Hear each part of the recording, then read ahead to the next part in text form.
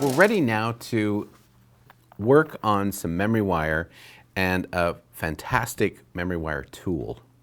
So this little tool here has a 1.5 millimeter pin on one side and a 3 millimeter pin on the other. So that gives you two different sizes of loops that you can make in memory wire. So it's very important that you use this plier correctly because you can damage the plier. You must put the wire that you want to bend all the way down to the bottom, just like this. You don't want it to be up here because this thin pin is very, very thin, obviously, because it's 1.5 millimeter. And when you bend this, you can actually bend that peg out, and you don't want that to happen because then you've ruined your pliers. So the first thing I'm going to do is make a loop, and I'm going to use the smaller one. I'm just going to hold the wire and just roll this hardened antique brass memory wire around just like that. And then I'm going to center that by going back and just pulling back a little bit. So now it's got a nice, perfectly round centered hole. Then we're going to put some of these beautiful acai beads onto this wire. And I'm going to cut. You always want to use a bypass memory wire shear for cutting this type of wire. If you don't, you're going to put a hole in your regular cutters. So always use a memory wire shear. All right, so we've got the loop in one side. Just take the acai beads and pop them on. And you can put as few or as many as you want onto this. And I'm going to show you another little trick that I like to do. And I've got to put some of these beads on first.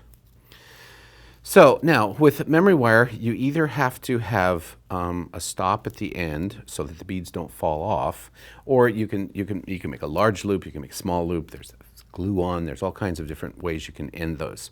However, I want to be able to do something a little bit different. So right about halfway, which would be right about there, I'm going to put a loop in the body of the memory wire so that you can have a little drop. So you just need to bypass this, keep going, and then get it back to the round.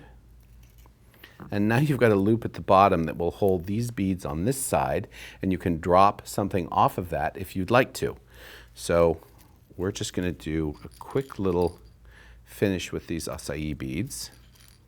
One of about 800 million different types of beads that Fire Mountain Gems has. It was so difficult going through all the beads to see which beads I wanted to use. So I decided I'd go with these, which I think are just beautiful. So we have 4 beads on this side, 4 beads on this side. And now for the other side, I'm going to do the larger peg, and you just do the exact same thing.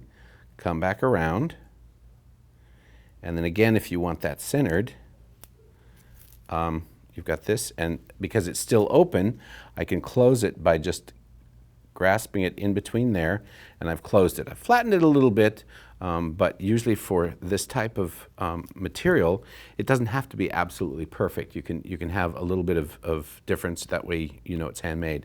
And then you've got your loop here. You could put more loops in if you wanted, but this way it gives you the ability to drop something off of the center portion, and you could also drop off of the ends as well.